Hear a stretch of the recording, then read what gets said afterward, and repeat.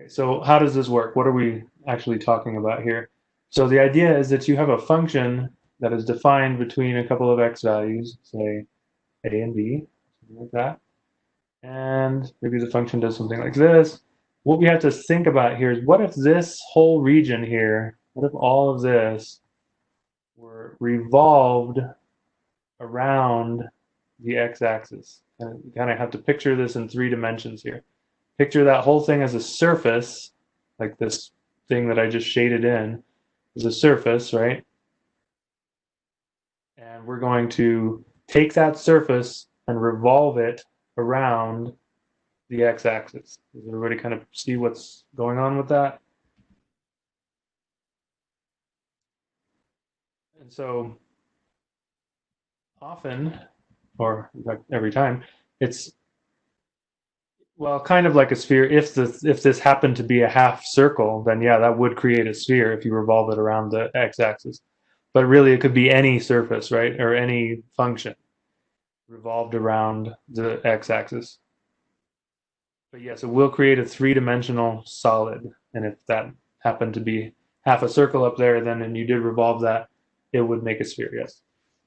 So what we want to kind of picture here, though, to think about how we're going to find the volumes of these things is there's a representative rectangle, right? We used those before. What we want to think of now is like, what happens if that representative rectangle just by itself were revolved around the x-axis? I'll try to draw that here.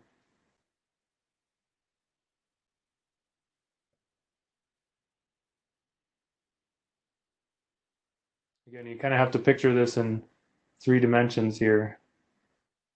So that's coming around like that. You get this shape when you do that. What shape is that that we get after we revolve this around the axis? What shape would that be? It's a three-dimensional solid, right? What would that solid be?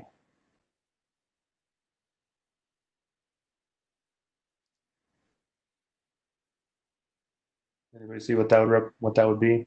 Just the rectangle itself being revolved around the x-axis.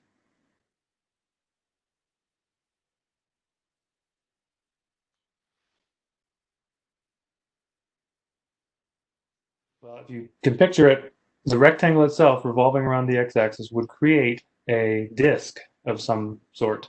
It would be circular. It would have a width, delta x, right? And it would have a radius, right? This here would be the radius of that particular sphere. Everybody see that? That the disk. So how would we then find the volume of that particular disk? So let's think about the volume of just the disk. Well, since it's circular, it would definitely have pi in it, right? So pi, and then times the radius squared, right? And I'm going to actually call this r of x squared. And then, so that would give us the area of that disk, and then to give width to it, we would then multiply that by delta x.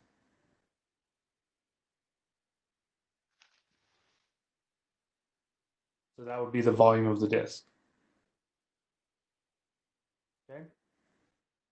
Everybody okay with that? Now, um,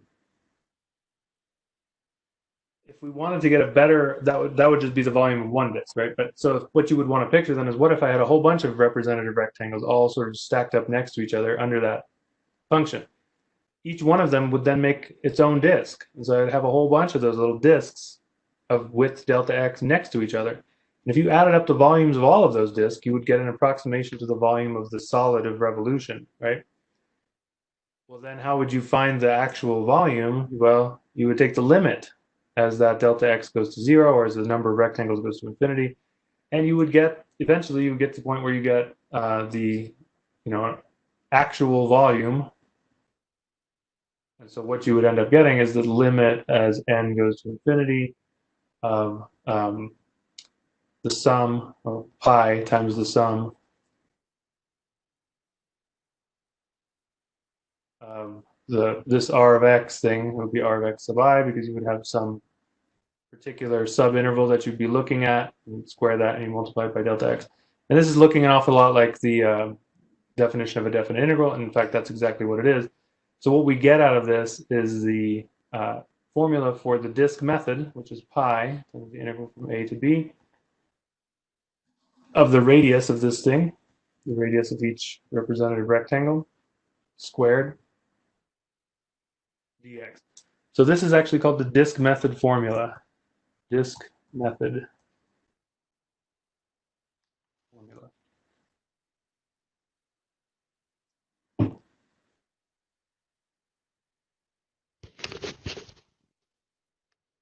That makes sense? Any questions about how we got that?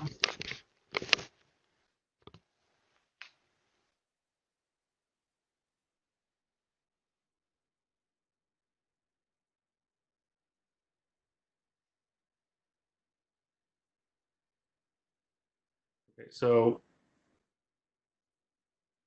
that first example there showed that the volume of a right circular cone is 1/3 pi r squared h.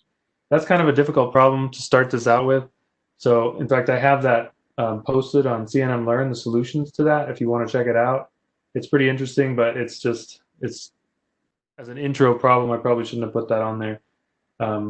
We might come back to it, but if you want to check it out, I did post it on CNN Learn, so have a look at it if you want. Skip down to that part that says the disk method, and that's what we were just talking about. Let's do an example.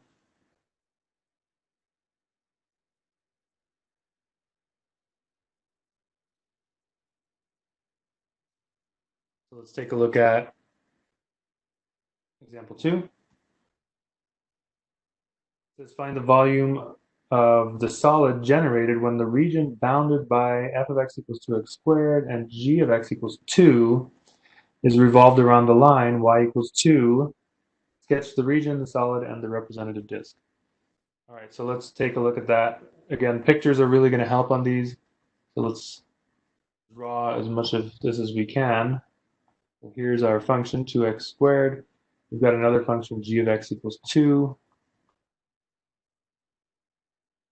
And let's see what these would look like and what the solid would look like. We'd have to kind of imagine what that's going to look like.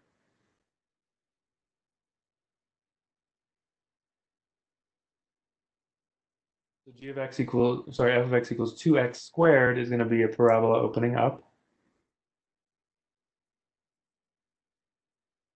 And g of x equals 2 is just a line. This line right here.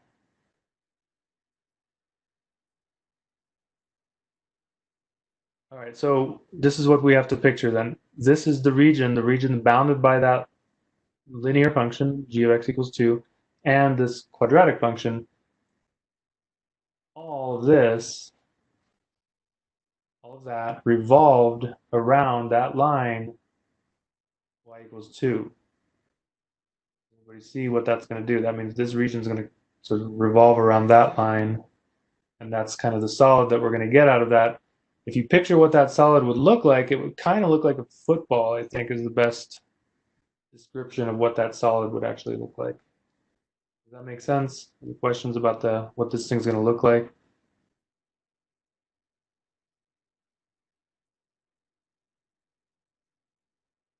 Okay, so now what we're going to need to find is these points of intersection. Although, again, we can take advantage of symmetry here, because if you look at this region that we're looking at, it is clearly symmetric around the y-axis. So we can take advantage of symmetry, and anytime that you can take advantage of symmetry, you should. So let's think about what the representative rectangle is going to look like here. I got to get rid of that circle thing that I made. So what is the representative rectangle going to look like? It's going to look like this. So that distance right there, that is what we're calling r of x. Okay? Now, what is r of x in this case? R of x is going to be different. Sometimes it's not actually going to be the function itself. In this case, it isn't the function itself. It's not just 2x squared. 2x squared would be this right here. Like if I were to say, what does the height 2x squared look like? It would be this. The area below the curve, right? But that's not what we want. What do we want here? We want this right here, right? That height there. What's that height? Well, the top of it is at 2, right? So it would have to be 2 minus the function. So 2 minus 2x squared. That's what our r of x is right there. Does that make sense? We're getting that r of x. The r of x is always going to be the height of the representative rectangle. And sometimes that height, you got to really think about what it's going to be.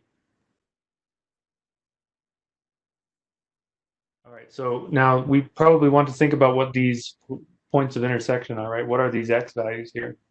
Well, in this case, I think you can probably just guess what they are. Notice that if you plug in 1 to this function right here, you get just 2, and this is constantly 2 anyway, so the other one is constantly 2 anyway. So that means that the points of intersection are minus 1 and 1. But again, you could just set these functions equal to each other, right? You can just solve them so you get 2x squared equals 2. Divide both sides by 2, get x squared equals 1. And then you get x equals plus or minus 1. This looks like we have a question. Could we just the representative rectangle? How do you know where to put it? Yeah, so you can put the representative rectangle, you put it really anywhere that you want to, okay? Sometimes what you'll notice is that it depends on where you put it, what the top function is going to be versus what the bottom function is going to be. We've already seen that in the rightward opening parabola example that we did. Remember, in that case, it did depend on where we put the rectangle, which function was on the top and which was at the bottom. If it doesn't matter, no matter where you put it, if it doesn't matter, in other words, the top function is always the same and the bottom function is always the same, well, yeah, then you can put it wherever you want. And in most of these problems, that's the way that's going to be. So in this case, yeah, you can really put it wherever you want. Because notice I could have put it over here too, right? I could have put it there and the top function would still be 2 and the bottom function would still be the quadratic, right? I could put it really anywhere on this entire interval and that would happen. So yeah, no problem. Okay, so now we've identified r of x, so let's just find the volume. So the volume here is going to be pi integral from, oh, in fact, in this case, sorry, since we're going to use symmetry here, 2 pi, and since we are using symmetry, we go from 0 to 1, and r of x is 2 minus 2x squared, and then that has to be squared because that's what the formula says. So there we go. That's the integral that we now have to find. And so to find that integral, you have to square this thing, right? So 4 minus, what is that going to be? 8x squared, I guess.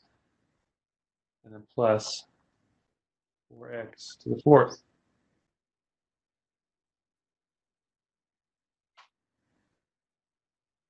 Okay? And then we find our antiderivative. 4x minus 8 thirds x cubed plus 4 fifths x to the fifth. Now, fortunately, again, since we're using symmetry here, that does simplify things for us because now the bottom bound, 0, is nice because when you plug that in, you just get 0. So really all we have to do is plug in 1 here, which is very nice because plugging in 1 just gives us the coefficients. We get 4 minus 8 thirds plus 4 fifths. And again, I don't really want to think about that in my head, so I'm going to just put it in my calculator.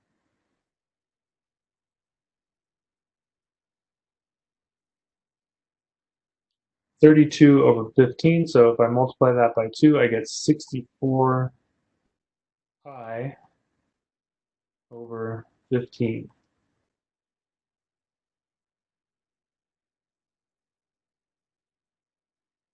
And so that will be the volume of that particular solid of revolution. Does Are there any questions on that one?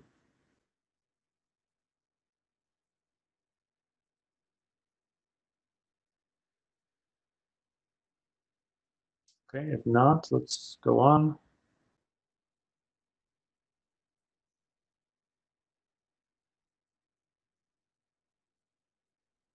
Okay, now the next method is called the washer method.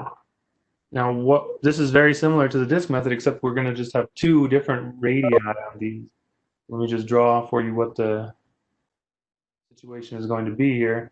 Now you have to kind of picture, suppose that I have maybe two functions that are maybe intersecting or something like that. And I want to revolve the region between the two functions, A to B. I want to revolve that whole thing, all of this, around the x-axis. So it's going to go basically all the way around there. And again, you got to kind of picture the three-dimensional image of what's actually happening there. So all of that gets revolved around the x-axis. Now, again, if you think about what the representative rectangle would look like if only it were revolved around the x-axis, just that. What do you get when you do just that around the x-axis? Right? Yes, the entire area revolves around the x-axis in both the disk and the washer method, in fact. Yes. And so when we do it with this one, you can kind of see what you get. If my drawing is completely terrible. Right, so this whole thing now is going all the way around.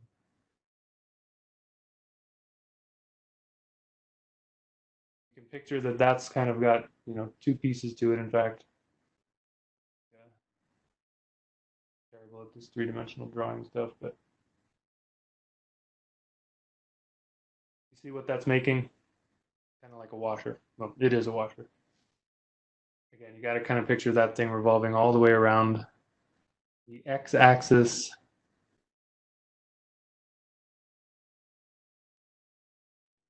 Now, we could also be revolving these around the y-axis, and I'll talk about that in a second here. But for now, this is the idea. And so now in this case, what you have is you've got a bigger radius. Again, I'm kind of looking just at the representative rectangle. I've got this big radius here, which we're going to call big R of x. That's matching up with the top of that rectangle right there. Then I got this other one here. It matches up with the bottom one. That's called little r of x. Now, if you picture what the volume of that washer is going to be, well, it's going to be, again, pi times the big radius squared. That's going to give us the volume of the big, well, actually the area of the big washer. So let's just go ahead and put the delta x on there to make it a volume. That's going to be the volume of the big washer, like all of it, right? That the one with the small r of x, that's another disk, but that one, since it's a hole, it's missing, right? And so we want to take that off of the volume of the other one. We want to subtract off the volume of the smaller washer. So pi times the small r of x squared, and then multiplied by delta x as well. And so this gives us the formula for the volume using the washer method, which is going to be pi. Notice that both of them have pi, so you can factor it out. Integral from a to b of the big R of x squared minus the little r of x squared.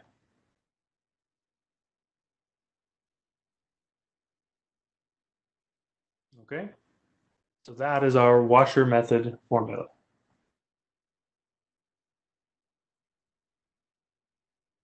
Washer method.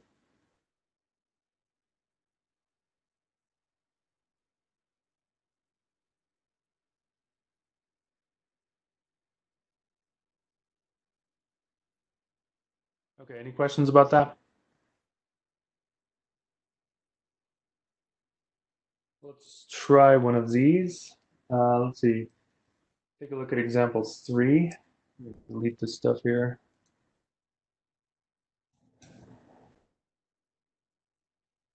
So this is example 3. Find the volume of the solid created when the region bounded by the curves f of x equals x to the third and g of x equals the square root of x is revolved around the x-axis. Sketch the region of the solid, the solid, and the representative washer in this case. Okay, so again, thinking about what these are going to look like when we draw them. A cubic function and a square root function. The square root function we know kind of does this sort of thing, and the cubic function, at least in the first quadrant, it kind of looks like a parabola, but not really. It would also be doing this, right? But we don't really care about that part. So that's really it. That's all we care about is just that region right there. And again, I hope it's obvious that these intersect when x equals 1, although again, you could solve this algebraically if you wanted to and demonstrate that it is 1. But if you plug in 1 to both of those functions, you get 1 out, and so therefore 1 is the x intersection point. Now, if you think about what the representative rectangle is going to look like, that's what it would look like. And then your big R of x would be this height here. It's your big R. And then your little r of x would be this one right here. That would be little r of x.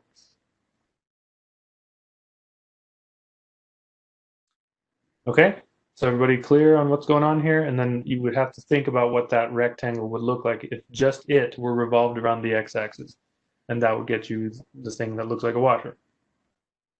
So what is the volume then? The volume, according to the washer method, is pi integral from 0 to 1 of the big R of x. In this case, what is the big R of x? Well, it's the square root of x. That's the one that's the higher function, bigger y values, minus the smaller R of x. That's x to the third. We're going to square them both, right? That's what the formula says. So that actually produces a pretty easy integral, fortunately. Squaring the square root of x gets us x, and then squaring x to the third gets us x to the sixth. And so we get that. And so our antiderivative is 1/2 x squared minus 1/7 x to the 7th, 0 to 1. And again, 0 to 1 is always nice because when you plug in 0, you get just 0, at least on a polynomial like this. And then when you plug in 1, you just get the coefficients. So 1/2 minus 1/7. And that's what, both of them over 14. 5 over 14. So 5 pi over 14. That will be the volume of that particular oddly shaped thing, oddly shaped solid that you would get by revolving that region around the x-axis. Any questions on that one?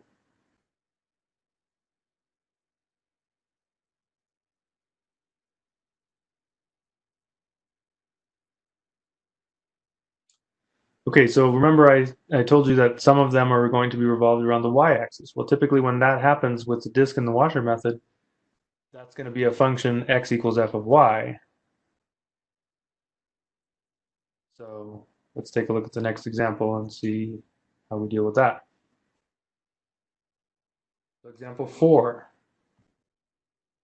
Find the volume of the solid obtained by rotating the given region around the y-axis. In this case, x equals 2 minus y squared, and x equals y to the 4th power. Okay, so again, sketch the region, sketch the solid. The solid is maybe not so important to sketch. It's kind of something that you kind of really have to just visualize.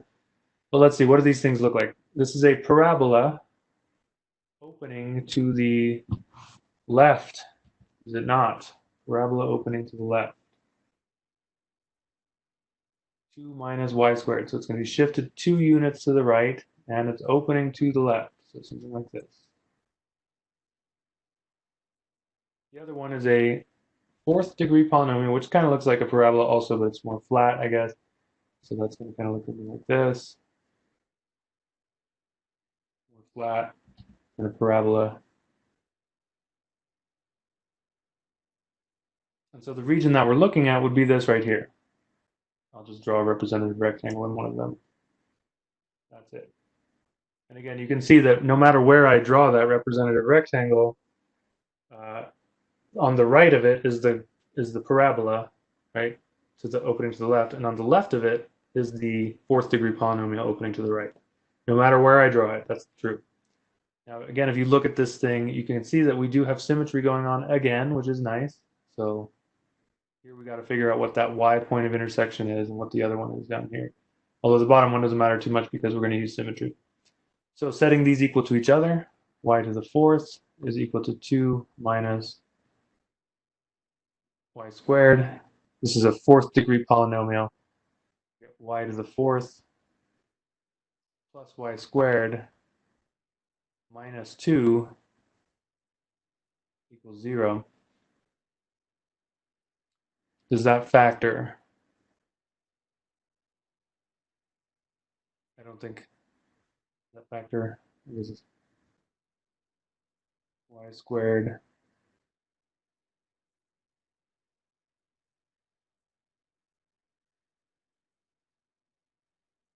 I guess it would be plus 2 and minus 1. Is that right?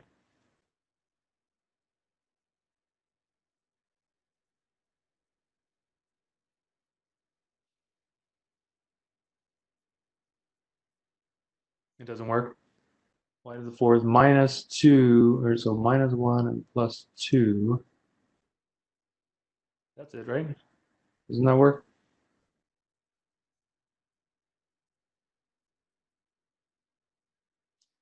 Yeah, I think that's it. So we're going to get this one, no solution, right? If you set that equal to 0, you're going to y squared equals a negative number. Here you get y squared is equal to 1, and so y is equal to plus or minus 1. And so that's what these numbers are, plus 1 and minus 1.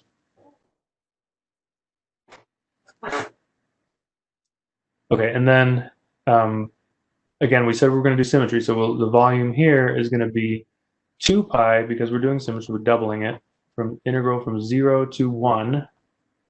Now, this one is the rightmost function, is the bigger one, right? That's going to be our big R of y, and let me just go ahead and just draw that on here. This is the big R of y right here, out to the end of that rectangle. And then this one here, that's the small R of y, out to the other end of the rectangle. Everybody see that? And so the big R of y, again, is the function that's further away. That's 2 minus y squared. That has to be squared. Minus the other one, the small r of y, which is y to the fourth. And that also has to be squared. This is all with respect to y. So let's expand that. So we're going to get 4 minus 4 y squared plus y to the fourth power minus y to the eighth power.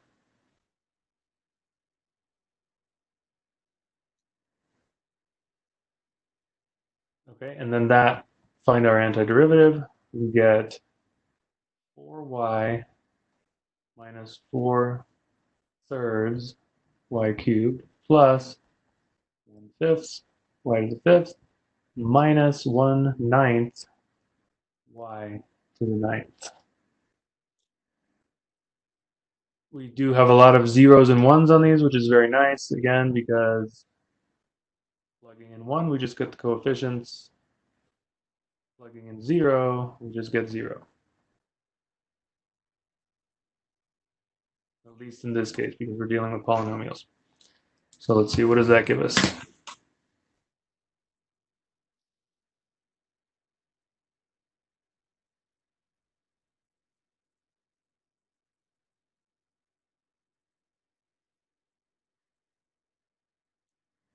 $248, right? 248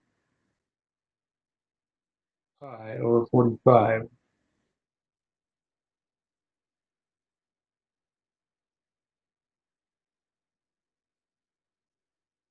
that look right? I hope. As long as I did all that correctly. which is sometimes debatable.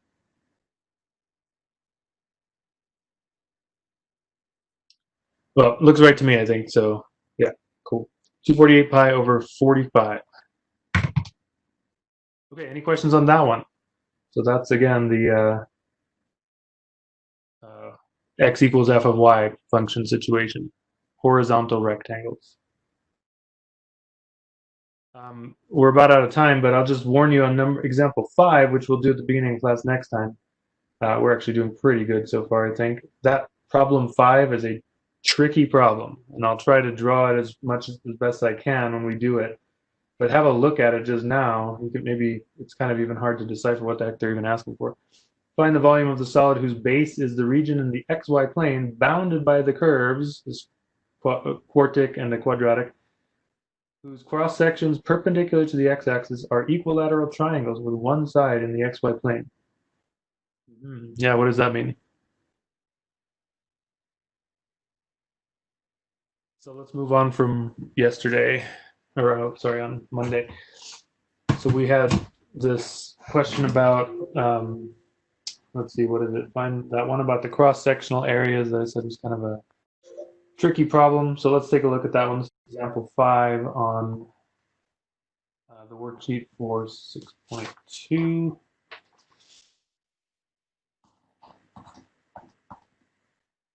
Okay, so again, it says find the volume of the solid whose base is the region in the xy plane bounded by a couple of different curves, whose cross sections perpendicular to the x-axis are equilateral triangles with one side of the xy plane. And then it gives us the area of an equilateral triangle as side length s. So what the heck does that mean? So let's try to take that apart. What they're saying there. It says the volume of the solid whose base is the region in the xy plane. So I'm going to draw the xy plane. There's the xy plane.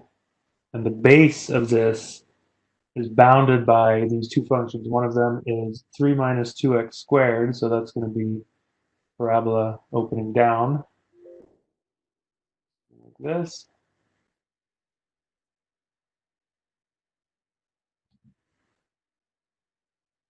And the other one is a fourth degree polynomial, just x to the fourth. And we know that that's kind of like a parabola, but it's a bit flatter, something like that. And I'm stopping at the points of intersection at these two functions. All right, so that function there on the top is y equals 3 minus 2x squared. And that function on the bottom there, that one right there, like this, is y equals x to the fourth power. Okay, and then it says, so that's the base of this solid. And cross sections perpendicular to the x-axis are equilateral triangles. Okay, so this is a three-dimensional solid, so we kind of have to picture what's going on here. If I take a cross section of this thing, perpendicular to the x-axis would be like this. So in other words, if I cut it sort of like this, just look at that slice of it. The cross section, again, perpendicular to the x-axis, so vertical, is a equilateral triangle. So at this point, we have to picture this thing sort of coming out of the board, like this. So this is, again, a slice of that solid. It looks something like that. So you have an equilateral triangle, and then there would be a whole bunch of these, right? So I could draw another one next to it, like another one right here if I wanted to. And that would also be an equilateral triangle. So I'd have another one sort of smaller there. Everybody kind of see what I'm talking about? And so if you just keep doing this, you get a whole bunch of equilateral triangles kind of next to each other, stacked next to each other. So basically, if you come down over here to the end, if you were to try to draw one of those cross sections right here, you would find a little tiny triangle, right? That would just be a much smaller triangle right there. Everybody kind of get the picture of what this is. And so if you have a whole bunch of these triangles stacked next to each other, then basically the idea would be that you could find the areas of all of them individually, and then add them all up, or find the volumes of all of them individually, and then add them all up, and that would give you the volume of the solid as a whole.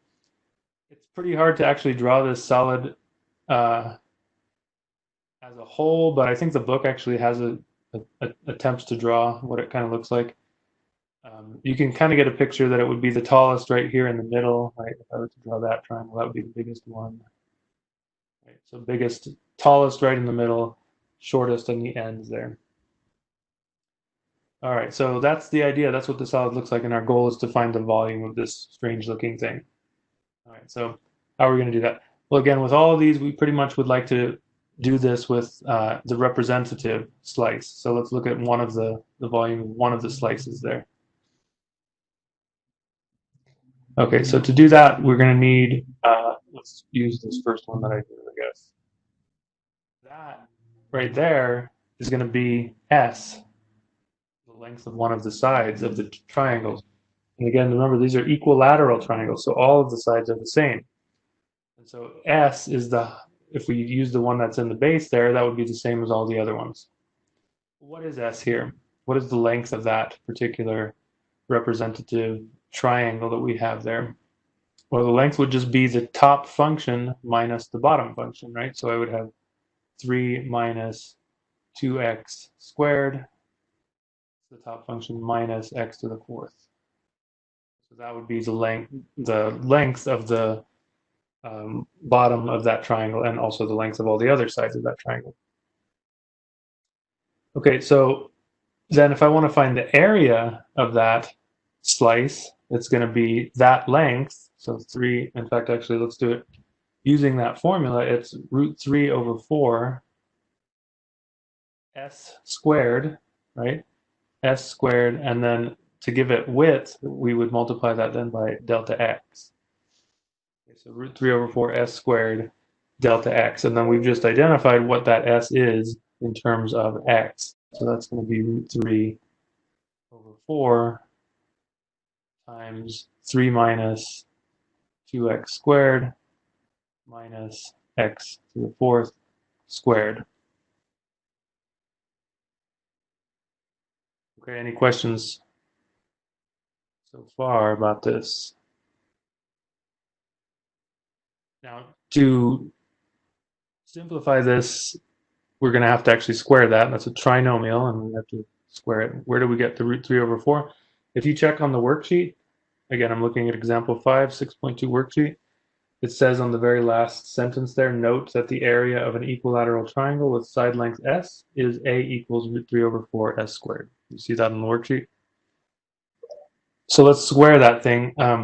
To do that, this is a bit tedious to actually multiply the trinomial by a trinomial, but really you can just do it term by term, however you're going to do it. In fact, I'm just going to do it on the calculator real quick, so I don't have to bother with it. But you would basically just multiply, right, 3 by 3, 3 by negative 2x squared, and 3 by negative x to the fourth, and then you would multiply the middle term by all of those, and then you multiply the last term by all of those. You actually end up getting 9 different terms on that, although several of them are going to have going to be like terms, so they'll combine. You'll end up with fewer than 9 terms. Okay, so if you do expand that thing, you're going to get x to the 8th plus 4x to the 6th minus 2x to the 4th minus 12x squared and plus 9. Okay, everybody okay with that so far? So that is the volume of one of these. In fact, if we kind of go back to the beginning of this 6.2 section, you notice that it says the volume is equal to the integral from a to b of a of x dx, right?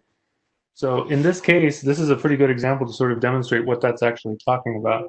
What is a of x here? A of x is in fact just the area of one of these triangles, right? That's it. A of x is one of the area of one of those triangles as a function of x. So when we talked about the area for this thing, and I'm forgetting the delta x on the end of these, this right here is the area that we're talking about. That's the A of x in that formula. The delta x over here to the right, that's what gives it a volume, okay? So area times another of the same dimensions, that gives you volume, right? Okay. So anyway, to find the total volume here, what we need to do is figure out what those bounds are. And in fact, here we can take advantage of symmetry as well, because if you notice, everything to the left of the y-axis here, all of that is the same as everything to the right of the y-axis, right? All of that volume. So we can take advantage of symmetry here, but we still need to figure out what the bounds are. So in order to do that, we would set the two functions equal to each other. 3 minus 2x squared is equal to, what is the other function? X to the fourth, right? Now, this one you could go ahead and solve this algebraically, but I think if you kind of just take a quick look at it, what x value is going to make those two things equal to each other? Well, if you plug in x equals 1, you get 3 minus 1 on the right side. So I think just by inspection, we can tell that this thing has solution x equals 1, or negative 1 for that matter. And so this x value right here is x equals 1, and this x value over here is x equals negative 1. So that's telling us what our bounds are, and the volume in total of this thing is going to be 2 times root 3 over 4. And why is it 2? Again, because we're taking advantage of symmetry, we're doubling it, and we only then have to do half of the integral, so we're going to go 0 to 1 instead of the negative 1 to 1. And we've already figured out what that expanded s squared is, so that's going to give us x to the 8th plus 4x to the 6th minus 2x to the 4th minus 12x squared plus 9.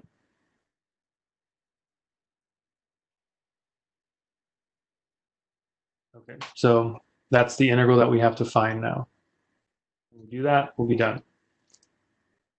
Okay, so here that's going to give us the 2 and the 4 will cancel, so we're left with root 3 over 2.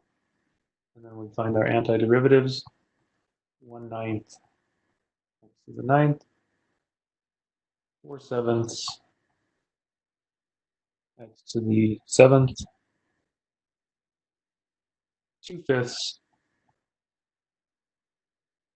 x to the 5th, 4x to the 3rd, and 9x.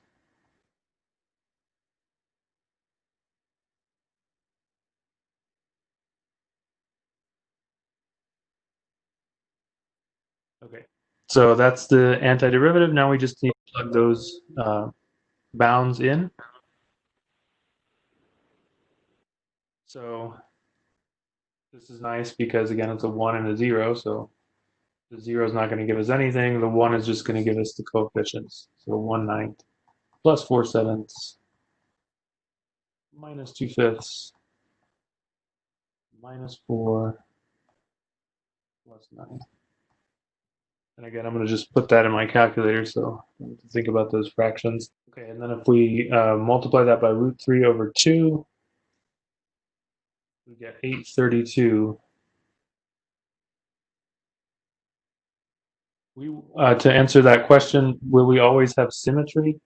A lot of the times you will. I'm not going to say always, but a lot of the times. And probably not even 90% of the time. I would maybe say a little bit more than half the time, maybe 60% of the time, you're going to have some nice symmetry going on.